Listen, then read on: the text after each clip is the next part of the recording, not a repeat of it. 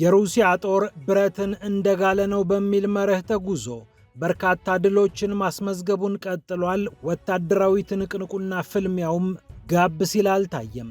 በ24 ሰዓታት ብቻ በሺህ የሚቆጠር የዩክሬን ወታደሮችን መደምሰሱን ያሳወቀው የሩሲያ ጦር ከአንድም 3 ከተሞችን መሽቶ ሲነጋ እጁ ማስገባቱን ይፋ አድርጓል። ይህ እንደተጠበቀ ሆኖ በትራምፕ የሰላም ሐሳብ ዙሪያ ከፍተኛ ምጥ ውስጥ የገባው አውሮፓ አሁን ደግሞ የስብሰባ አዳራሽ ቀይሮ በአፍሪካዊቷ አንጎላ መምከር ይዟል።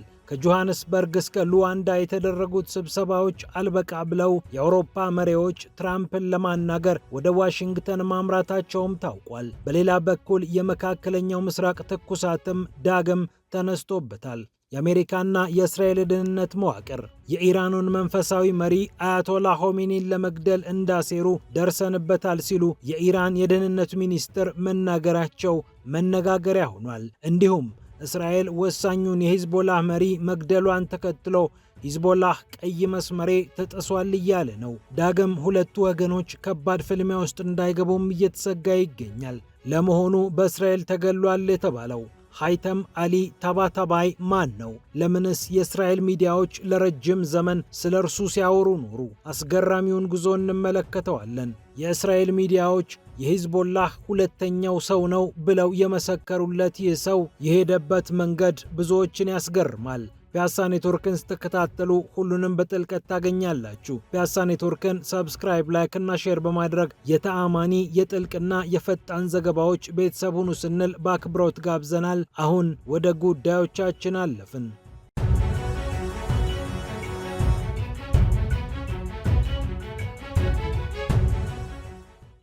የሩሲያ ጦር ብረትን እንደጋለ ነው በሚለው መርህ መሰረት ወታደራዊ ስራውን አጠናክሮ ቀጥሏል። ዛቲሼ የተባለችው ከተማም በቁጥጥሩ ስር ገብታለች። ማዕከላዊው የሩሲያ ክፍለ ጦር ጎርኛክንና ሻክቴዮርስኪን በቁጥጥር ስር መዋሉን የሩሲያ የመከላከያ ሚኒስቴር ይፋ አድርጓል። ፖክሮቭስክ የተባለች በምትጠራው ሩሲያዎች የለም ስሟ ክራስኖርሜስክ ነው የሚሏት ይህች ግዛት ከባድ ፍልሚያ ውስጥ ሁለቱን ወገኖች እንደከተተች አለች። በፖክሮቭስክ የሚገኙት እነዚህ ሁለት አካባቢዎች ደግሞ እጅግ በጣም ወሳኝ ከሚባሉ ስትራቴጂክ ጠቀሜታ ካላቸው አካባቢዎች መካከል ይመደባሉ።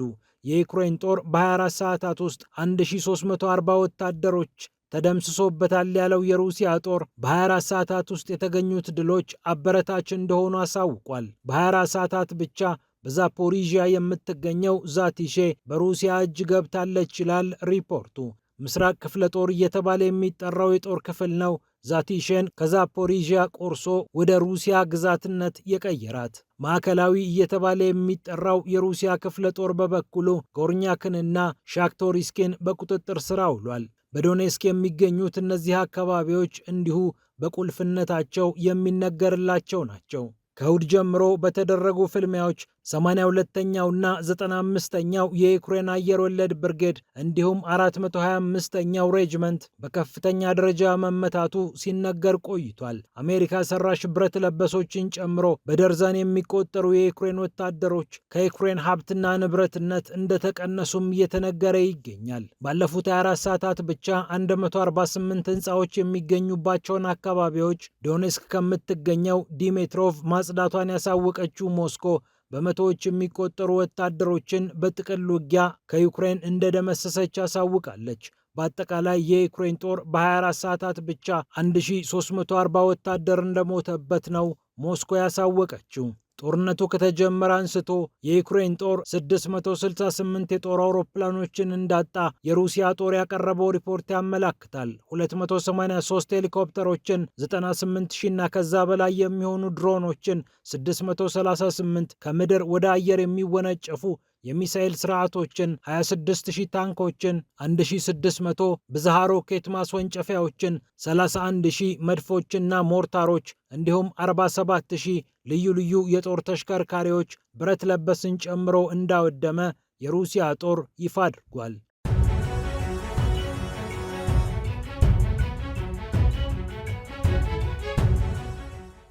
ይህ እንደተጠበቀ ሆኖ ምጥ የያዘው አውሮፓ አሁንም ምክክር ላይ ይገኛል። አሁን ደግሞ የስብሰባ አዳራሹን ከጆሃንስበርግ ወደ ሉዋንዳ ቀይሮ ስለ ዩክሬን እየመከረ ይገኛል። የአውሮፓ ህብረትና የአፍሪካ ህብረት የጋራ ስብሰባ ላይ የዩክሬንን ጉዳይ መምከሩ ብራሰልስ ምንኛ እንደተጨነቀ ማሳያ ነው እየተባለ ይገኛል። በአንጎላ ርዕሰ መዲና በሉዋንዳ ነው የአውሮፓ ሰዎች ሰብሰብ ብለው ስለ ዩክሬን የሚመክሩት። በሺዎች የሚቆጠር ማይል ስለምትርቀዋ ዩክሬን በሉዋንዳ የሚመክሩት አውሮፓዎች መያዣ መጨበጫ አጥተዋል። ትራምፕም ትንፋሽ በሚያሳጥር የጊዜ መጠን የሰላም ምክረ ሀሳባቸውን አቀብለው በአጭር ጊዜ ውስጥ ምላሽ ስጡኝ ብለው ዩክሬንንና አጋሮቿን መጠየቃቸው ተከትሎ አውሮፓ የሚያደርገው ጠፍቶበታል። ዜሌንስኪም ሉዋንዳ ከሚገኙት የአውሮፓ ሰዎች ጋር እንደመከሩ ነው የታወቀው። የአውሮፓ ኮሚሽን ፕሬዝዳንት ኡርሱላ ቮንደር ሌየን እንዲሁም የአውሮፓ ካውንስል ኃላፊው አንቶኒዮ ኮስታ ከጀርመን፣ ከፖላንድ፣ ከስፔን፣ ከፖርቹጋል፣ ከኔዘርላንድ ሰዎች ጋር እየመከሩ እንደሚገኙም ታውቋል።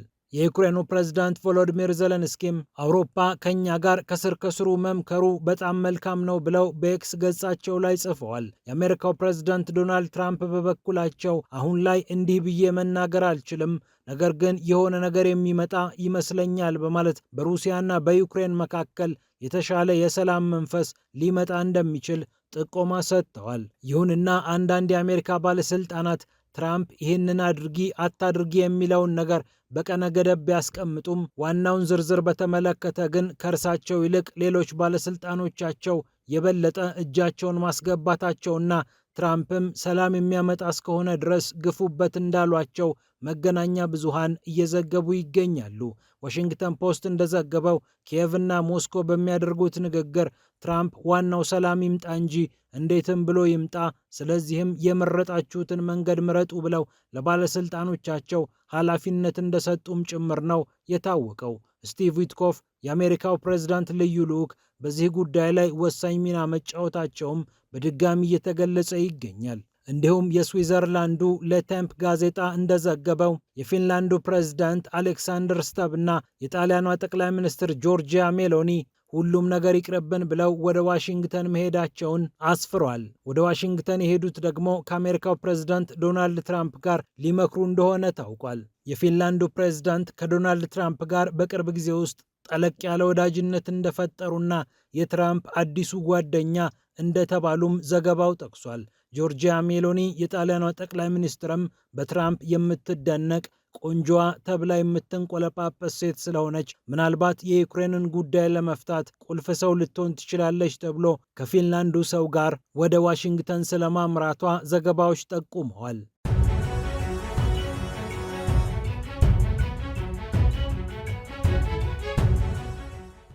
በሌላ በኩል የመካከለኛው ምስራቅ ፖለቲካ ዳግም ወደ ትኩሳቱ ተመልሷል። የሂዝቦላው ቁልፍ ሰው መገደሉን ተከትሎ ሂዝቦላህ ቀይ መስመሬ ታልፏል እያለ ይገኛል። በደቡባዊ ቤይሩት የተገደለው ይህ የሂዝቦላ መሪ ሂዝቦላህን ከወጣትነቱ እስከ ጉልምስናው ያገለገለ እንደሆነ ይነገርለታል። መሐመድ ከማቴ የተባሉት የሂዝቦላህ ባለስልጣን ለመገናኛ ብዙሃን እንደተናገሩት እስራኤል ቀዩን መስመር አልፋለች፣ በቅርቡ ተኩስ አቁም ስምምነት ፈርመን ከእስራኤል ጋር አንዋጋም ብለን ቃላችንን ብንጠብቅም እስራኤል ግን ይህንን ሁሉ አልፋ ጥቃቱን ፈጽማለች፣ እናም ቀዩ መስመራችን ታልፏል ብለዋል። ሃይታም አሊ ታባታባይ የተባለው የሂዝቦላህ ባለስልጣን በሂዝቦላህ ውስጥ ቁልፍ ከሚባሉ ሰዎች መካከል ይጠቀሳል። አንዳንዶች ከመሪው ከናይም ቃሲም ቀጥሎ ቁልፍ ድርሻ ያለው ወታደራዊ አዛዥ፣ ወታደራዊ ስትራቴጂስት እንደሆነ ይናገሩለታል። እስራኤል ታባታባይን ገደልኩ ያለችው በኩራት ነው። የእስራኤሉ ጠቅላይ ሚኒስትር ቤንያሚን ኔታንያሁ ሳይቀሩ ግድያውን አንቆለጳጵሰው መግለጫ ሰጥተውበታል። በጋዛ ያለው የተኩስ አቁም ስምምነት በከፊልም ሆነ በሙሉ እየደፈረሰ ባለበት በዚህ ሰዓት ከሂዝቦላህ ጋር ሌላ ፍጥጫ ውስጥ የገባችው እስራኤል ዳግም በመካከለኛው ምስራቅ ባለ ከባድ ግጭት ውስጥ ራሷን ልታገኘው ትችላለች እየተባለ ይገኛል። ምንም እንኳን ጠላቶች የምትላቸውን በዙሪያ ያሉትን ኃይሎች በከፊልም ሆነ በሙሉ ያዳከመች ቢሆንም አሁንም ትንፋሽ የሰበሰቡትና ሂዝቦላህ ከእስራኤል ጋር ቀላል ለማይባል ጊዜ በተከታታይ የመዋጋት አቅም ሊኖራቸው እንደሚችል እየተነገረ ይገኛል። ብዙዎች ደግሞ ሃይተም አሊ ታባታባይ ማን ነው የሚል ጥያቄ እየጠየቁ ይገኛሉ። አንጋፋው የሂዝቦላ መሪ እንደ አውሮፓውያን አቆጣጠር በ1968 የተወለደ ሂዝቦላህን ከወጣትነት እስከ ጉልምስና በሚገባ ያገለገለ እንደሆነ ይናገሩለታል የሂዝቦላህ ደጋፊዎች። ሬድዋን የተባለውን የሂዝቦላህን ጦር ከኢማድ ሞግኒህ ጋር በመመስረት ስሙ የሚነሳው ይህ ሰው ኢማድ ሞግኒህ እንደ አውሮፓውያን አቆጣጠር በ2008 ዓ.ም እስራኤል በደማስቆ በፈጸመችው ኦፕሬሽን ከተገደለ በኋላ የሂዝቦላህ ወታደራዊ ስትራቴጂስት ሆኖ እንደቀጠለ ነው የተነሳው። እንደ ፈረንሳዩ ሎሬ ዘገባ ይህ ሰው በተከታታይ በእስራኤል ከተፈጸሙት ግድያዎች በኋላ ይበልጥ ዝናው እየናኘ መጥቷል። እስራኤል የሂዝቦላህ መሪ የሆኑትን ፋዩድ ሽኩርን፣ ኢብራሂም አኪልን፣ አሊ ካራኪን ከገደለች በኋላ የታባታባይ ሚና ከፍ እያለ መጥቷል። ከ10 ዓመት በፊት እስራኤል በታባታባይ ላይ ግድያ ሙከራ አድርጋ ያልተሳካላት ጊዜ ነበር። የኢራንና የሂዝቦላህ ሌሎች አመራሮች ግን በጥቃቱ ሕይወታቸው አልፏል። አሜሪካም በዚህ ሰው ላይ $5 ሚሊዮን አካባቢ አንጠልጥላ ሰውየውን ላገኘ $5 ሚሊዮን እሰጣለሁ ማለቷም የሚታወስ ነው። ሂዝቦላህ ዳግም አደገኛ መሳሪያዎችን እንዲታጠቅ ደፋ ቀና ሲል የነበረው ታባታባይ በእስራኤል መገናኛ ብዙሃን አንደበት ጠፍቶ የማያውቅ ስም ነው። የእስራኤሉ አልማ ማዕከል እንደሚዘግበው ታባታባይ በሂዝቦላህ ስር የሚገኙትን ናስር፣ አዚዝ እና ባድር የተባሉትን የጦር ክፍሎች በማደራጀትና በመምራት ከፍተኛ ድርሻ የነበረው ሰው ነው። ከየመን ከኢራቅና ከሶሪያ ኃይሎች ጋር ሂዝቦላህ ትስስር እንዲፈጥር በማድረግም ቁልፍ ሰው እንደነበረ የእስራኤል መገናኛ ብዙሃን ሲዘግቡ ቆይተዋል። ከፋውድ ሽክሩ መገደል በኋላ ደግሞ የሂዝቦላህ ሁለተኛው ሰው ተደርጎ እንደሚቀመጥ የእስራኤል መገናኛ ብዙሃን ሲጠቅሱ ነበር። የእስራኤሉ ጠቅላይ ሚኒስትር ቤንያሚን ኔታንያሁም ሰውየው እንዲገደል ትዕዛዝ ሰጥቻለሁ በማለት ይፋ አድርገዋል።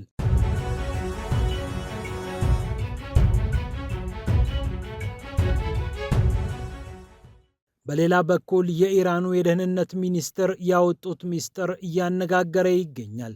የኢራን የደህንነት ሚኒስትር የሆኑት ኢስማኤል ካቲብ የአሜሪካና የእስራኤል ደህንነት መዋቅር መሪያችንን ሊገድሉ ሳያስቡ አልቀሩም ብለዋል። ይህ ደግሞ በተረጋገጠ የደህንነት ማስረጃ የሚታወቅ እንደሆነም ጠቁመዋል። ኢስማኤል ካቲብ ኢስና ለተባለው የኢራን የተማሪዎች የዜና ወኪል እንደተናገሩት አያቶላህ አሊ ሆሚኒን መግደል የኢራንን ምሰሶ መምታት እንደሆነ ስለሚያስቡ ጠላቶቻችን በዚህ ጉዳይ ላይ ጥምረት ፈጥረው እየተንቀሳቀሱ ቆይተዋል ብለዋል። አሁንም ስጋቱ እንዳለ ካቲብ አመላክተዋል። ምንም እንኳን ስጋቱ በየትኛው ደረጃ ላይ እንዳለና ከዚህ የበለጠ መታወቅ ያለበትን ዝርዝር ከመናገር ተቆጥበዋል። ኢስማኤል ካቲብ የእስራኤሉ ጠቅላይ ሚኒስትር ቤንያሚን ኔታንያሁ ከኢራን ጋር ገብተውበት በነበረው ጦርነት ወቅት ለኤሲ ኒውስ ሲናገሩ አያቶላ አሊ ሆሚኒን መግደል ግጭቱን የሚያቆም እንጂ ግጭቱን የሚያባብስ አይደለም ማለታቸው የሚታወስ ነው። የአሜሪካው ፕሬዝዳንት ዶናልድ ትራምፕ በበኩላቸው ሐሜኒን መግደል ብዙ ከባድ አይደለም፣ ሐሜኒ በጣም ቀላል ኢላማ ነው፣ ነገር ግን ዋሽንግተን እርሱን የመግደል ፍላጎት የላትም ቢያንስ ለጊዜው በሚል የእስራኤሉ ጠቅላይ ሚኒስትር ቤንያሚን ኔታንያሁ ሐሜኒን ለመግደል ከማሰብ እንዲቆጠቡ በገደምዳሜ መልእክት አስተላልፈው ነበር። አሁን ደግሞ ኢራን ሐሜኒን ለመግደል የተጠናከረ እንቅስቃሴ አለ ሲል እያሳወቀ ይገኛል። ፒያሳ ኔትወርክን ስትከታተሉ ስለቆያችሁ ክብረት ይስጥልን ብለናል። ፒያሳ ኔትወርክን ሰብስክራይብ፣ ላይክ እና ሼር በማድረግ የተአማኒ የጥልቅና የፈጣን ዘገባዎች ቤተሰብ ሁኑ ስንል በአክብሮት ጋብዘናል። ሰላም ለዓለማችን።